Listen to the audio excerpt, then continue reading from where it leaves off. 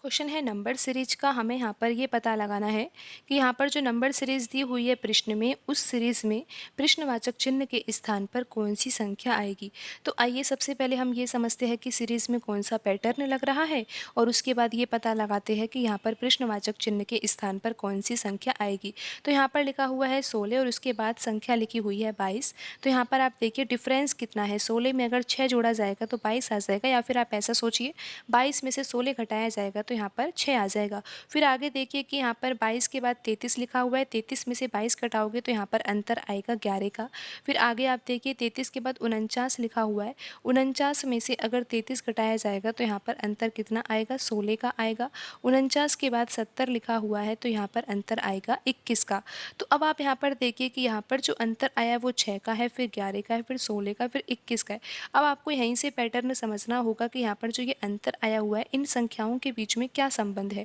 तो आप देखोगे कि 6 के बाद 11 लिखा हुआ है तो यहाँ पर 5 का अंतर है, फिर 11 के बाद 16 लिखा हुआ है तो यहाँ पर भी 5 का अंतर है, 16 के बाद 21 लिखा हुआ है तो यहाँ पर भी 5 का अंतर, और 21 के बाद हमें क्या लिखना होगा, हमें पता है कि अंतर तो 5 का ही रहना है तो यहाँ पर हमें लिखना होगा 26।